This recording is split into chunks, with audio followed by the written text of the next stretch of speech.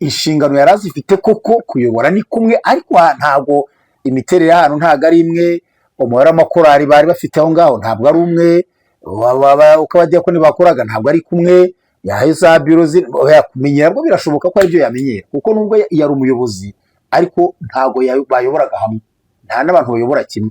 Iryo jambo gihe ntacyo rintwaye ngo iki cyo uvuze ngo bagitanga mu kindi utanganiye, nuko ni ijambo ryo kumenyereza, irimenyerezwa sibyo irimenyerezwa riri gukorwa rifite igihe kingana iki umuntu amenyereza. Nakubwiye ngo njye uko mbona birarangira na ya minsi 30 bari bahawe ngo yo gutegura gusesa amasezerano, ngira ngo wacu watubwiye ko izajya muri 23 kimwe cyumweru kimwe kirenga gakeya, hamwe nk'iminsi 10 ubwo naho bizarangirira, wenda tuzamenya undi bizakurikira.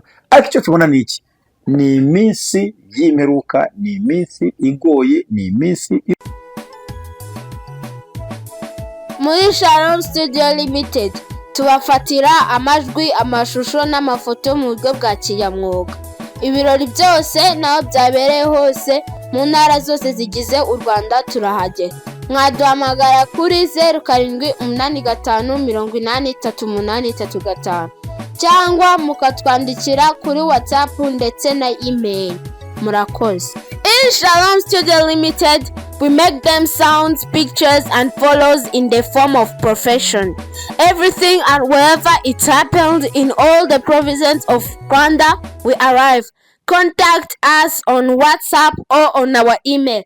Thanks. Bakunzi ba Shalom TV 95 tubafuje mu izina rya Yesu Kristo, twifurije amahoro y'Imana. Njye muri kumva Toneste Nirenganya ayo ni muzina yanjye. Imana rero yaturamukije amahoro, cyangwa se abandi biriwe amahoro. Iyo tuvuze mwiriwe amahoro n'abaramutse tuba turi mu bihugu bitandukanye. Hari aho ubungubu baryamye, wari uzi ko hari ahantu baryamye ubungubu? Hari aho kanze nkubwire mu ntuza muri Amerika ubu ni 10:56 muri Amerika. Ni isa zari mugoroba. Oya gitondo cyerero uvuze ngo batangiye kubyuka ubu, ariko baracyafite 11 ntiziragera, baracyaryamye bariyoroshe, bari muri nini, keretse abazinduka kare kare bari gukora. Ubwo rero hari abo ngo bageze bari kujya kuryama nanone. Oya barahari bari kujya kuryama, bageze ari mu mugoroba. Ntabo kwisi, ntabo barahari, nta hantu bari kujya kuryama. Ariko uzi ko uburayi hafi rwose twenda kunganya amasaha nini. Umva ubu ni sangane twebwe hano mu Rwanda ni 5:56. Ntabwo turi muri Afrika ni kuvuga. Ariko kwisi suje muti urayirebera kwisi isaha imwe.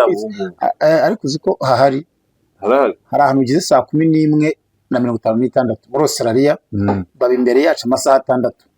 ubu ni 11:56. Ndabyibutse. Twashuje rero mugira amahoro y'Imana kandi mugubwe neza, ariko kandi reka tubifurize kugubwa neza mu mwami. Abatarakora subscribe nabo tubabwire ngo nimukore subscribe kugira ngo mujye mubona notification uko dukora ikiganiro nta mwindi byinshi cyane. Urumva rero no kwigira neza ko natwe mutugira neza, ni inkunga ikomeye muba mudutera. Ariko kandi tubashimire ko muri kudutera inkunga yo gukora subscribe tubibona, ndetse na comment mwandika turazibona. Ariko kandi mwongere makaboraga mujye mutubwira comment ibyo mugaya n'ibyo munenga n'ibyo mushima n'ibyo mukunze byose mugiye gute. Ntabyo ndi kubona kuri channel. Nta subscribe ndi kubona abantu manza bataramuze we, nje ntabyo ndi kubona mwana usaba ko iyo ajyaho umuntu umwe mu cyumweru wese aricyo bitwaye. Ariko mwanza hari abantu njya mura kuri TikTok ngo followinga mwana mwana turi kumwe na Kwizera Valence cyangwa se Ziraziritse TV. Nitwa Kwizera Valence kuko nterenganya babwiye, ntagira na channel yitwa Ziraziritse TV. Iyo dukoze ikiganiro kijya kora amacano yombi, twese mudukunde, twese mudushyike, twese mutuzamure, share, comment, like mubyibuke. Erega ni byiza mudufashe, namwe mwifasha, ni byiza tuye dushyikirana, tuzamurane. Umuntu dukurikira utarakora subscribe rwose turakwingiza, nta kintu bitwara, nta kintu bisaba, kandi mbibutse ko ikorwa rimwe. Iyo ukoze bwa kabiri ahubwo uba wivanyeho, ikorwa rimwe gusa subscribe nta bindi babirangiye. Murakoze cyane Imana y'umugisha. Reka rero tuganire, kandi nzi neza ko mukuru w'igano dushiraho hari abagize kumbwira bati impamvu dukora comment nuko ntacyo tubinenga. Oya nese niba twira ati mukomereza aho bajya bishima ahubwo hari comment nziza aho ari ntabwo tubinenga n'ubuto comment andi turabakunda andi kuti mwabikoze neza andi kuti ni byiza ariko arega ikibazo ntabwo bamenya ko baba bari kudufasha ko ibintu YouTube ibibara bigatuma channel irushaho gutera ya macano umuntu ageze ku bantu miliyoni abantu bari aho YouTube iha amafaranga menshi niyo nzira baba byaraciye natwe mudushyigiki iyo ukoze like kuri kaga kumwe kandi ibitekerezo ugashyiraho ugakuba kuri subscribe ugakora share ubyohereza abandi bantu ikiganiro ni ibintu byiza cyane uri kudutera n'inkunga mu buzima busanzwe kandi ni byiza dushyigikira rwose. Murakoze cyane rero Imana niba mugisha twongeye garuka turashuje kandi twifurije muri Imana mugubwe neza comment like share byose mujye mubikora kugira ngo turusheho kuganira. Reka rero tusuzume tubwire umukozi w'Imana tuvuge ngo ibintu umukozi w'Imana ndakwemera kandi n'abantu babizi ko umukozi ntabwo nakuje kunyemera ariko n'abantu barabizi ko umukozi w'Imana mu kiganiro twakoze mu ivugabutumwa bakuze mu ndirimbo urubuto umukozi w'Imana mujye munkunda ariko ntimukanyemera ahubwo mwemere Kristo ugeze mwanyemera gute rero zemera we babona kuko Kristo nazemererwa azemererwa nirenganya handitse ngo umuntu agushwa n'ibyo bamwogeza mu gitabo cy'imigani havuga none rero turakwemera ese ntirenga usanze ndi kunywa mitsingi hano kereke pari waza no kwica ngo ndakwemera oya ndakubaza bibaye ugasanga ndayifite ahantu wavuga ndakwemera uteganya ko bizaba n'undi ahubwo ushobora kuba utanyemera utanankunda ahubwo ukunda ko navuze ukunda ikindimo atari nge kwizera uyu ukunda cyangwa wemera. Wenda kubaza urateganya kuzayinywa umva mu nshuti ya data ariko nimubaze gatoya ikibazo kirakora uretse gatoya wazana ngo ndakwemera mubaze gatoya wahita kuri cano ngo ntabwo yararangiye yaravetse wakomeza ukanywa mbwira ikosa ari mu kuyinywa ni iyi ntabwo twari twaramutsa abantu bo mu mpande enye z'igihugu no mu mujyi wa Kigali oya bandutse uzo kantu Kabira mukiriza ntirenganya sanze ni kunywa mitsingi ntirenganya ari bapati ko bayibona umve atari kundiza padiri mwana zisangiye oya navuze pati ndavuze kwa pati iwe uvuze wo mu rugo ntabwo bajya gusenga ibyo bintu birakureba nta nishaka kuvuga abantu bamwe turi kuri mitsingi bavuze ngo ndamukije bari muri Afrika iyo ya witsinzikanya barafunga kamera badusubiza mu kantu kunywa mitsingi niyo niba ariyo content dutangira inzoga tubisoze niba ariyo content tuba turavuga niba atari yo content dufite yihorere ariko ngo utangiye ngo kwa ntoza barazinywa utangiye kuzira by'amategeko arabone gutera comment ngo ari dini rimwe ngo rimo remera ngo ryari ryarakumiriye abagore ngo none ngo babemereye ngo neza ko bazabemerera ko ibintu nabikubwiriye ahangaha narakubwiye ni ibintu bibiri biranga amadini n'amaturo ni doctrine na discipline.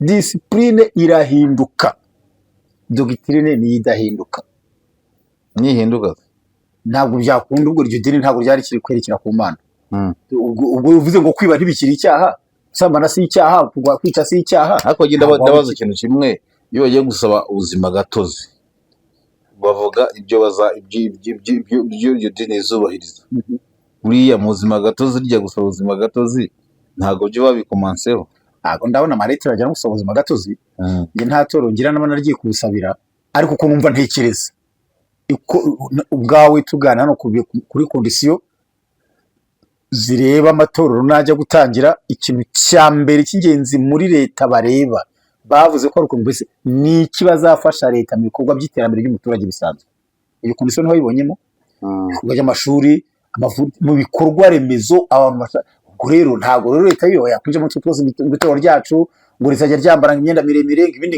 ntabwo byajya mu iretire uko numva nkanjye nanditse ngiye gusaba ubuzima gatozi ntabwo byaba ari ngombwa wasanga mu itorero ryacu basiba bambara ingofero kandi z'umweru zitambitse ziriho urugara imyizerere yacu ngo ntawe uzambara inkweto ibyo ntabwo byajyamo ikintu uvuga ngo turi itorero ryitwa gutya senga Imana uyoboka Imana nk'abasilamu kuzi ko mu nama he hose badashobora kuramo ingofero bura ntabwo biri mu myemerere yabo urugero naguhaga buriya uwababonye kera ajya gusaba ubuzima gatozi nawe urangiye babuze ibigenda bihinduka rega uko isi ihinduka ibintu bihinduka abantu bahinduka nibura nje nta byose nta byinshi navuga kuko nta makuru yabo nzi, ariko buri byanze bikunze ntihabura ibihinduka muri bo. Mwese nta bihugu ujya wumva bamarana bombi bahanganye kandi bose ari mu idini rimwe.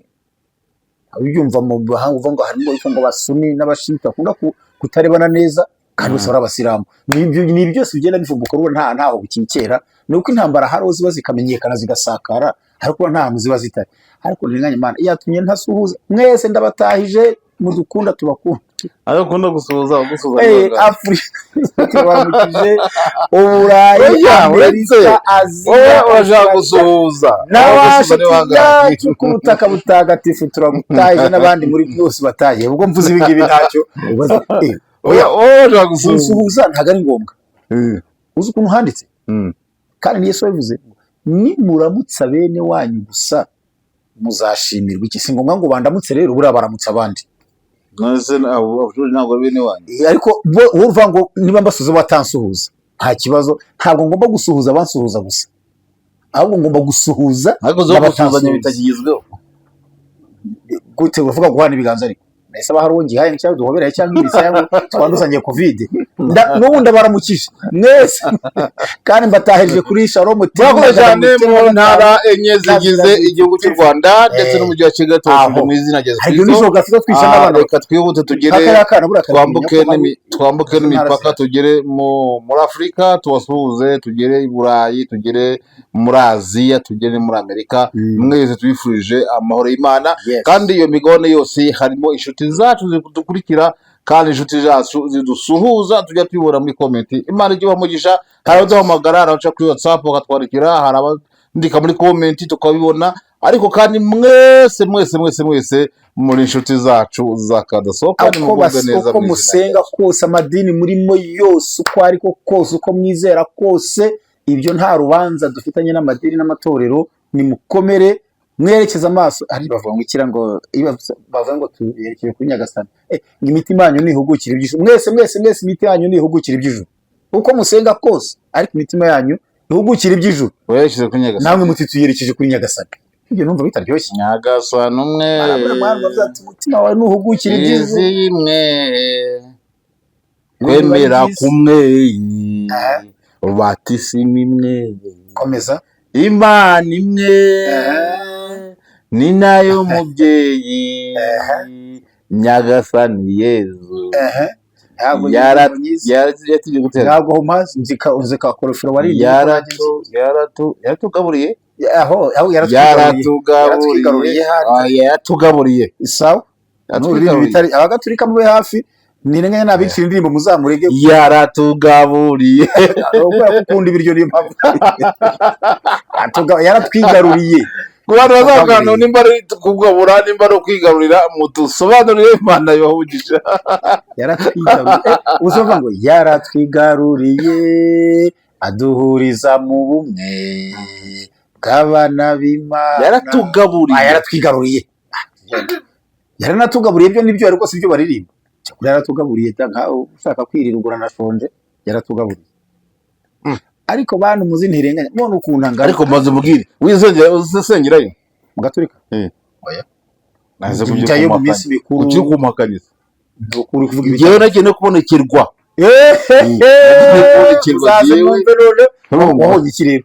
Wabonye iki? Ngiye nabonye aho umwana w'umukobwa oya wabonekewe iki wowe vugiye muri nyine bavuga ibyo nabonye. Ariko kandi nanga kuzana ibintu nakubajije. Kwanza mwari muri banzo nega amatwi mwari muri abita kwa Benwa ntago wazi wowe. Mbwira nyine ni mukaye karere mu murenge ni henyi. Karere ka Ntuza ka Rwamagana. Karere ka Ntuza nta kaba mu Rwanda. Na karere ka Rwamagana. Umurenge wagiye Ntuza wa ariko Ntuza ni kera byari kiri komine na segiteri na serire. Hari komine yitwa Ibicumbi yitwa Bicumbi segiteri Rwamagana nyine. Segiteri yari yihe? Ntacyo komeza ibyabaye Gahengeri abita kwa Benwa. Twebwe abantu twajyanaga nijoro mu gicuku tukajewe reka baze kubona n'umwana jewe najya kubonekirwa cyo kwa nkabona umuntu arimo areba mu kwezi adahumbya. Wabonye iki nyine ureba? Jewe nabonye umuntu areba mu kwezi. Weya nuwo mwari muri kumwe mu kwezi urebye neze njye wabonekerwaga nyine mu kwezi genda ndarebaga wabonekerwaga ntabwo ninjye wabonekerwaga. icyakora nagiye mu mabonekero. icyo gihe rero Urumva? umuyobozi w'idini yari azi ngo afite umuyoboke ubuzima nkawe kuko ugiye ahantu bari kubonekerwa urebye mu kwezi ngo ugire icyo ubona uri kureba undi muntu wari gusa uri mu Njyewe narebaga uri kureba mu kwezi adahumbye. sawa zongera urebemo Urumva ko nagiye mu mabonekero. amaso yawe yari akiri mato ukiri muto zo gusohoka urebe mu kwezi Twese ko ibyo byari uburyo bw'intuza bw'abukungu, tukajya kwirira amapera, tukajya kwirira amantuza. Nariye amapera yo kwa Benwa, wabona Kizacu, mukomere rero. kwica amapera, tukagwicira. Irenganya ari kuvuga ibintu nawe ibyo ari byo si content si iki nta bintu ari kumbwira byanyobeye bishyire kuri Ntirenganya niba bivuze sinzi Ngaho reka duhe karibu umukozi Imana atuganirize muri biravugwa, atubwire ibigezweho muri biri kuvuga ngo iki rero naguhaye umwanya. ni iki bavuze nyine Ngira umuntu yakorora. njye se njye ntabwo amatwi yanjye agenda yumva niwe wumvise nimukomere rero bavandimwe turaganira kandi kuganira tuba tuvuga ku byabaye tuba tuvuga ku biriho tuba tuvuga ku byo twabonye cyangwa twumvise hashize iminsi turi kuganira ku bintu by'inkundura by'amagambo by'ibivugwa ubuhanuzi nabonye ibi Imana yantumye kuri ibi ariko tugasanga bose bagendera ku biba byabaye bityo rero iyo bikiri kwifatwa nk'ubuhanuzi ari naho nagiye impaka Ntirenganya uyu tuvuga ku buhanuzi buza kuri YouTube umuntu agahaguruka ngo Imana intumye ku gihugu hari none bakafite ubuhanuzi bw'ibihugu bitatu tuvuga ko ari ubw'u Rwanda n'u Burundi na Uganda hari ariko si umuntu hano twavuze umuntu utumye ku Burundi ujya kuri YouTube channel iri mu Rwanda nkabona ko je nkuko nabize niko mbivuga Agiye Burundi kugiye ntabwo byoroshye abagabo. ntibyoroshye kuri wowe ariko ku Imana igutumye iyo biroroshye Dore kugiye Burundi bisaba gutega indege. ni Imana igutumye ariko ndubiyanga Cyaka bisaba gusenga ngo za Tanzania ize hose. ni Imana igutumye iyaremye u Burundi iyaremye u Rwanda iyaremye ibyo Ese Imana gutuma gucisha mu itaka wabori no irabishoboye yagucisha mu itaka Waba urushishi. ugahindukirayo yaguhindura n'ubwo rushishi yabishatse iyo nayagenza ate kugira ngo agereyo nubwo yari yanze kujyayo byarangiye atagerejweho n'ifi kandi akavuga ibyo yarakwiye kuvuga ngambwira wa kabiri waciye mu nyanja. azabe wowe n'abagenzi Imana ituma mukaza kuri YouTube azabe mwebwe wowe Ngwino n'abagenzi n'Imana bawe yakoresheje gutyo. muzaba na Paulo hari bamunuye mu gitebo urumva hari horoshye Ariko baramuhungishaga. Yesu ubutumwa yari arimo se ubutumwa yarimo no gutumikira Imana n'ibindi bamumanura mu gitebo abandi bagiye bagenda n'indege Arabashuka muze kuri YouTube ntabwo nshukana ntabwo ndi umushukanyi n'ibyanga ntabwo mbashuka mugiye ku mateleviziyo no ku Imana radio mbuvuge. igutumye twavuze ku muhanuzi wahanuye baranamukubita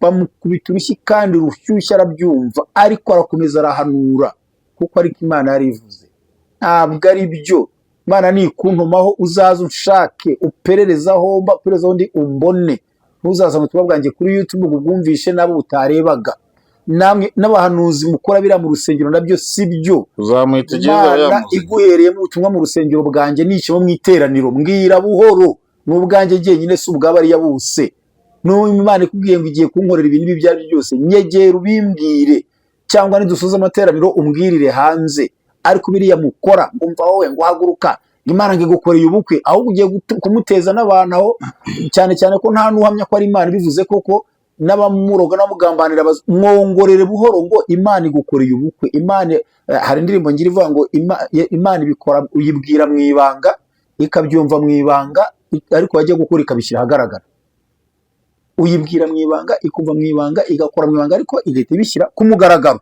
ntabwo rero biriya biri rwose kuri YouTube barirwa ubutumwa bw'umuyobozi uyu n'uyu ca mu nzira zigenwe n'amategeko umugereho ari gutumye mu Bugande ugiye kurica no hano mu Rwanda ngo Imana yarumye ku Bugande ngo yarambwiye ngo Bugande jya kubwira Bagande Imana yagutumyeho Sudani ye kubyumva Central Africa ye kubyumva abashinwa be kubyumva ni ibanga ry'Imana n'Abagande n'Imana yagutumyeho wibyasasa wibinyanyagiza ura wabiyungura ntabwo urabikira iby'Imana kandi ijambo ry'Imana rivuga ngo iki ngo nzasengesha umwuka iteka ariko nzasengesha n'ubwenge nzaririmbisha umwuka iteka ariko nzarimbisha icyo twarakiganiriye hanyuma rero tuganira ku byo iyi mikwa ry'abagore mu matorero amwe namwe aho niho rero ruzingiye no muri iyi minsi reka mbagara batunumvishe iminsi yashize bimwe bivuga ko ngo aba bantu abayobozi bashyashya bari kwimikwa muri iri dini nyine ntavuze izina wambuje kuvuga amadini aya ntukabikunde icyo yagira ariko kandi hari itorero ririmo rinjiza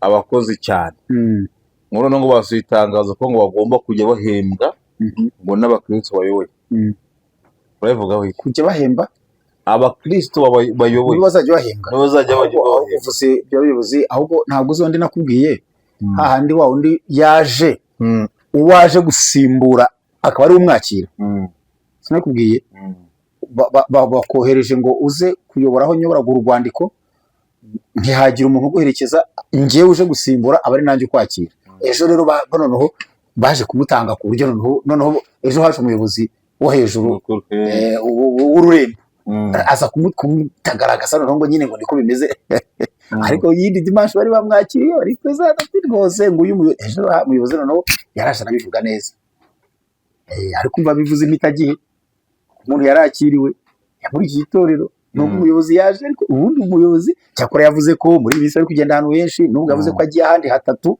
gutanga abayobozi kandi aba bayobozi nabo icyo uvuze nacyo ndaje ntabwo nakibagiye hari andi makuru ari inyuma y'amarido avuga ko n'ubundi nabo ngo mu kwa kabiri nabo ngo bashobora kuza ngo abatipe bari kwiga ngo baza bari gufata ariko ejo ni kuwa gatandatu hari kwa masa harangije abantu benshi ku masasu muri teologiya hari kaminuza se ku masasu kwa masasu uravuga ya kaminuza iri haruguru y'urusengero irasesi ya leta ni ya masoro si iriya kaminuza ko ari iya leta ni ya teologiya apana hariya umudende ndavuga kwa masasu mu rusengero ruhari ngo afite ishuri harimo kaminuza afite ishuri yiga online ari kaminuza cyane ikintu izindi yishiro we kaminuza badifanze bose nabashaka kuyobora nta bantu bari kwigira kumenya magana ibyatsi bambaye amakanzu badifanze nta bantu bakiri kwigira kumenya ndayobora tu mbese ubu busegisiyo igezeho ni ya teologiya nanjye umuyoboke ndahari muze mu nyobore ndumvira we barimo barasoza muri abize online mbese ni benshi tuzajye kwiga ariko twagiye kwiga cyane hano ariko ngo ni nguru bidagishana mu Kinyarwanda kandi nta na gato yuzi kinuza ko harya ngo ufite tete ngo wize tete oya nivo ufite wize tete hari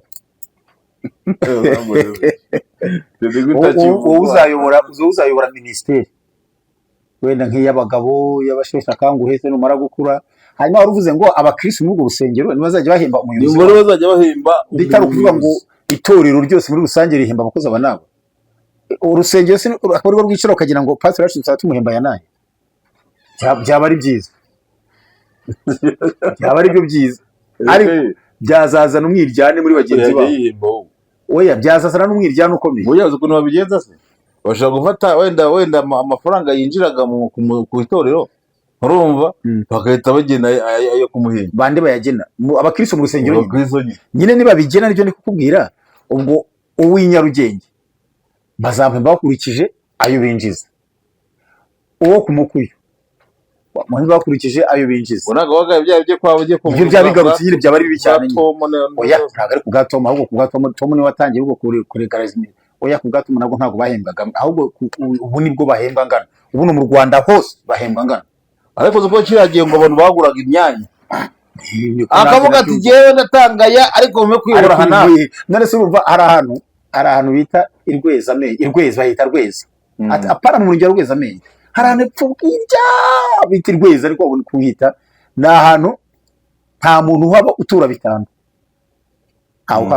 mbanza ntawe hari cyo kurabona bitanu nta muntu utura bitanu nkaho wahayoboye ntabwo nahayoboye nagiye kwigisha cyo kuzamira n'amakuru yawe mbese ni ahantu batura isombe batura dodo bagatura ingwi umuntu woherezaga kuyobora ati wanjyanye irweza hari na paruwase ntavuze bari barahimbye Guantanamo ubundi urayizi yo mu isi yo muri Amerika muri Amerika se ahubwo Amerika ikunda gufungira ahubwo igira imfungwa zayo mbese zibyiye yambibona muri filime Guantanamo ariko niba ari ikirwa niba ari ahantu hari muri Haiti sinze ahubwo hari agaparuwase bari barahimbye Guantanamo umushumba wagananiranye wese uzo mushumba waciye niho bamujyana bamwoherezaga ku kayobora hari nabo nzi rwose nka babiri babiri nzi bombi bavuye ku turere, ava ku karere bamwohereza ku kayobora, ava ku karere bamwoherezayo, bari baragimbye Guantanamo se badasezera. ubwo rero n'ubundi ibyo bibaye gutyo kuko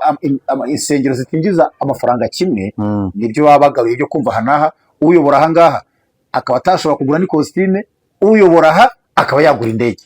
Ariko tuvuge bisubire biriya bintu buriya ntabwo byagusha. Tuvuge n'urugero umudugudu, itorero na nyabudogodo ibyo bya kera, itorero nimba ryinjiza ibihumbi 100 n'urugero, ugasanga uriyoboye arahembwa 300. Urumva urumvishije ko atari kurengera. Ubwo nyine uravuga cya gihe nyine hari igihe bahembwaga, reka da ibyo ntabwo byize bibaho, ntabwo byigize bibaho kuko uretse ubu ngubu nibwo baregararije imishahara. Ubundi bahembaga bakurikije ayo binjiza, bari kwinjiza si 100 bakamuha 300 bakuye ko paruwasi ikihembera yakurikizaga yinjira, ahantu hari kwinjiza 100 se hagembwa 300 gute?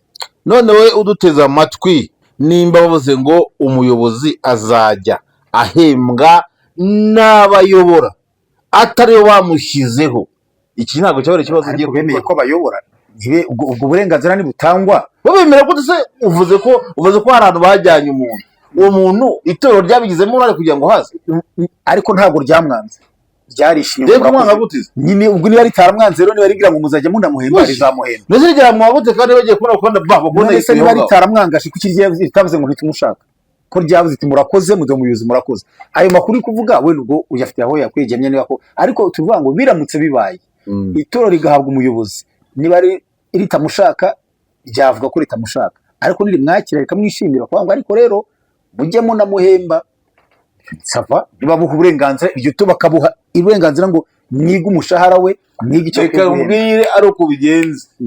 Hari abatahembwa bahembwa ariko nyine bagahembwa ku isutwo binjije nyine hariya mu ntara abantu baturungiye nka 15 mu kwezi, ntuzi ko binjiza bakora iki kugira ngo binjize? Ubwo yajya ahembwa bingahe se ubundi? Abantu binjiza rwose nka 50 mu kwezi. Ahantu mu giturage n'ubu haba abantu baturi biceri gusa mu biturage ubwo so hayobora ahubwo ubu niwe wazabakorera Imana. Bano ubutabizi ara mu giturage ajya kujya kazana nk'inkoko ntugasangize nk'ibihumbi 50. Aho ntabwo bari igiturage, hari aho njye nagiye ariko umujyo yako mu gihugu cyacu cy'u Rwanda narakigenze, insengero nazigiyemo n'izirepfo mu nguni ahantu uzi ko hari ahantu nasuye bakansasira ikirago hano mu Rwanda, hano nagiye ubwo bubashye umushyitsi wavuye i Kigali bansasira ikirago banyorosa igitenge. Uretse ibirago bitandukanye, hari ibirago bitaga ubusuna n'igishaka kibe kimeze nk'ikirago, uzi ko kiruta umukeka. Umukeka so ngo wawuryamo urugero naguhaga ko ari ahantu neza twajya gusenga turyama gutya. Ubwo ntabwo wagiraga gusenga, wagiye kuryama ntabwo bashakaga gusenga, bari babonye ko udaheruka amasengesho bagushira ku kirago kugira ngo usenge. Nakubwiraga rero nuko kugeza hari ahantu hari ibiturage gutura bigoye ku buryo ikinjira kidashobora kujya gifasha uhayobora. Ahubwo umva kuki batiga ibihugu, ahubwo ngewe ba uburenganzira, ahubwo nibige ubundi abantu bitwa ko bakorera Imana undi ntabwo bakwiye guhembwa. Ariko uronyemera nkoze ikibazo kimwe, uretse gato abantu bitwa ko ari abakozi Imana ntabwo bakwiriye guhembwa ngo bagenerwe imishahara. Ubu ikintu cyo ahubwo nibige bahamagare abumva muri gukorera Imana babyiyumva badashaka batarika imishahara bakore. Cyakora hajyaho utuntu twitwa facilitation, tuba twenda yakenera guhamagara itorero rimufashe kugira communication ugiye kwidepurasa, ariko uvuga ngo umuntu ahembwa ya naya, ariko urasetsa we umushahara yagwatiriza ntabwo biramye. Urasetsa we nuze kamaze kumubwira baragusaba diplome, baragusaba amashuri, niho bipfiriye nyine, baragusaba iki nyine naho byapfugura umushahara urajyaho nyine. Ubwo urumva ndabona arizo ko yishyura nyine niho kibazo. Ni Paulo se ubwo rero bitabika abandi bapingaga ngo ntibazi gusoma no kwandika ngo ni nkandagira bitabo, barya batangiye kuruhira itorero bahembwa ibyo bitaga gasabune, ibiceri 600 magana ngahe babyitwa gasabune bitari byitwa umushahara. Reka nkubwire, kera abantu bakuraga Imana bafite umuhamagaro, ariko ubu ngubu barashaka amafaranga. Icyo cyo rwose kuvuga ngo nari kubyiganira kwiga ni benshi kugira ngo babayobore. None se rero niyo mpamvu rero ari ikiganiro twakoranye kera ndavuga ngo ngewe umuntu uhembwa ufite umushahara agenewe ntabwo ari umukozi w'Imana, ni umukozi w'umuhemba. n'ubu mbisubiyemo, itorero ryose urimo ukuri iki kiganiro niba ari kugenera umushahara uri umukozi waryo, niryo rikwangaja, niryo riguhemba, niryo gishyira kugenera umushahara, ntabwo uri umukozi w'Imana, uri umukozi w'iryo torero cyo kuba ukora ibyerekeye ku Mana, ubigisha n'iyobokamana, ariko ukorera iryo torero niryo ryakwangaje, niryo ryanakuvanaho, niryo ryakugenera umushahara. reka tubwire abantu batwakira muri comment Ubaze n'akakabazo ugiye kubaza nako ubaze batubwire uko babyumva. ikibazo nuko nyine cyari twabajije, ariko ntabwo banditse wowe ngo ujye ura kuri channel bandika, ariko nge nta comment mbona imwe ebyiri nazo muvuga ati ndabakunda gutya, ariko nabwo ni gakeya. Hari ibiganiro mbona nta rumwe wavuzeho. Waruvuze ngo ugiye kubaza ngo iki cyagiye nkorogoye. Ikibazo nayo mfite nashaka kubaza, wigize kutubwira ko hari ahantu uretse ko ngire iranyereka ko ushobora kuba ari nk'iwanyu, ariko ntabwo mbishimangiye, niyerekwa Komeza ikibazo cyawe nta kibazo. uravuga uti bazana umuntu yiherekeje, none tuvuge ko baje bamuherekeje kandi yarahageze. Ahari rwose ahasanzwe. Ikibazo mbazane kivuga ngo Uwo nguwo yahasanze uhagaze ati aracyahari ubwo ngubwo. Uzi ko bari bamaze iminsi bahawe inzandiko zivuga ngo ni integuza yo gusesa amasezerano zifite iminsi 30. Abo rero babazanye kati mu minsi 30 ubishigaje nk'icumi n'ingahe gusa. Iyo rero baracyari aho nyine kuko ntibarakora rubize ubwo mu buryo bwo kumumenyereza, aracyari kumenyereza uwo mushyashya waje. Ubwo namara guhana rumize neza kuko ntayo aracyafite imfunguzo, aracyasinya, ariko umuyobozi uwo mushyashya baba barajya ni hose, rega ntago ari amwe neza ntabwo basanzwe umushinga nta nshingano bari bafite, babatorogwe hari abazana kubamenyereza. Ariko inshingano yari afite, tuvuge umuntu avuye ijari bakamuzana i Kanombe, inshingano yari azifite koko kuyobora ni kumwe, ariko ntabwo imiterere y'ahantu ntabwo ari imwe, umubare w'amakorari bari bafite aho ngaho ntabwo ari umwe, uko abadiyakoni bakoraga ntabwo ari kumwe, yahaye za biro kumenyera bwo birashoboka ko aribyo yamenyera, kuko nubwo yari umuyobozi ariko ntabwo bayoboraga hamwe, nta n'abantu bayobora kimwe. Iryo jambo gihe ntacyo rintwaye, nabamumenyereza ntabwo bayoboraga hamwe. None se ubundi romize imara iki? Cyangwa se ntayo baratanga bakoraga bate? Romize ivuga ihererekanya bubasha, uvuga ngo ari aho yavuye ntiyari yaritanga, naho yagiye asa bavuze ko ari muri stage bikagenza ntabwo ari stage ikorwa n'umuntu. Stage ni imenyereza mwuga kandi abandi basanzwe bakora ari mu mwuga, ahubwo bakubaza ngo aba bantu bazasesa amasezerano aho bazajya aho iri kose. Abapastori simenya ko bazamurwa titre y'ubupastori kuko ntabwo yimwambura, nta cyaha yakoze azayigumana. Wibuke ko hari nk'abo bari kujyana ahantu ku matorero ariko bo batemerewe kubatiza no gusezeranya bite na titre bafite. Titre mwarimu evangeliste ntabwo bemerewe kubatiza no gusezeranya kuko ntabikora. Ariko ubwo uko byagenda kose azajya hari umupastori wemerewe gukora iyo mirimo uko ari ibiri, ko mwarimu ntimerewe kubatiza no gusezeranya. Kandi hari aho bari nyine biza afite izo lisanse ariko bafite igarade ya mwarimu. Kuvuga ngo rero ikibazo rero si ukuvuga ngo imenyereza n'iki ni stage kugoya, ahubwo ngicyo ntekereza nibaza azajya amubwira ngo uzajya uteranira hafi aha kwegereye, azajya avuga bari kura barabye. Ibyo nibyo nibaza jewe kandi soza ikiganiro ibintu bishimanga. Ariko kandi tusabe abantu baduhe comment batuganirize bo uko babyumva cyangwa se no kuba babibona, nimba yo gutanga umucyo cyangwa se nta mucyo biri gutanga.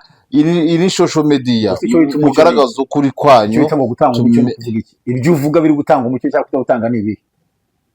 Kuko ubuzaze niyo uvuze ngo iki cyo uvuze ngo bagitanga umucyo utanga ni nuko ni ijambo ryo kumenyereza, irimenyerezwa sibyo irimenyerezwa riri gukorwa rifite igihe kingana iki umuntu amenyereza. Nakubwiye ngo njye uko mbona birarangira na minsi 30 bari bahawe ngo iyo gutegura gusesa amasezerano. Ngira ngo wacu watubwiye ko izajya muri 23 kimwe cyumweru kimwe kirenga gakeya, hamwe nk'iminsi 10 ubwo naho bizarangirira wenda tuzamenya undi bizakurikira. Ariko icyo tubona ni iki? Ni iminsi y'imperuka, ni iminsi igoye, ni iminsi iruhije, ni iminsi yo gukora kudasanzwe y'impinduka z'ibintu. Ni hahandi Paulo yavuze ngo umenye ko iminsi imperuka hazaba ibihe birushya. ibihe bishya rero abantu bazagira ngo bizarushya iki kindi. Ibice 3 bya Timoteyo wa 2 umurongo wa 1 avuga ngo umenye yuko mu minsi y'imperuka hazaho ibihe birushya. Nyaka gusa nsoma ariko umuntu wize teoloji ko umuntu wize teoloji ya Timoteyo wa 2 abaho ba Timoteyo ni bangahe? urwandiko rwa 2 Pawulo yandikiye Timoteyo ntacyo ubura nkosoye kwizera wareze guze Timoteyo wa 2 ibice 3 umurongo wa 1 ngo umenye yuko mu minsi y'imperuka haza ibihe birushya. Iminsi y'imperuka yatangiye ryari? Ubwo Kristo yavukaga agaragaye mu isi, yari iminsi y'imperuka nawe yayikoreyemo. Ubwo rero turakira iminsi y'imperuka izasozwa nyine n'imperuka nyirizina. Noneho iyi ni itangiriro ryo kuramukwa, ibyo twumva, ibyo tubona, ibyo dutekereza, ibyo twibwira, byose biri mu isi ni itangiriro ryo kuramukwa.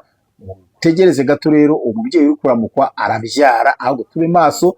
Rya jambo twavuze ngo Yesu yavuze ngo mubona bibaye muzubura amaso yanyu muyuburire mu ijuru, muzarabe murebe mu ijuru. Igihe kiraze ngo tube mu ijuru, twawe turangazwe n'ibyo byose, impinduka z'amadini n'amatorero, abahindura amazina, amatorero avaho burundu, insengero zikinze, izikinguye, inkundura y'amadini, ibyo twubura amaso yacu arebe mu ijuru, niko ijambo ry'Imana ritubwira. Murakoze, reka dusenga Imana rero, hanyuma tubasengere kandi dusenge ibisengera by'ibyifuzo byose mufite. Kwizera kwawe niko kuguhesha gusubizwa. Mana Data twese turi mu ijuru, uhabwe icyubahiro. Turasenze ahangaha turi kuri iyi kamera dusengera abazakurikira ibiganiro. Bwa mbere uzabaho umugisha uburyo bugaragara n'utagaragara.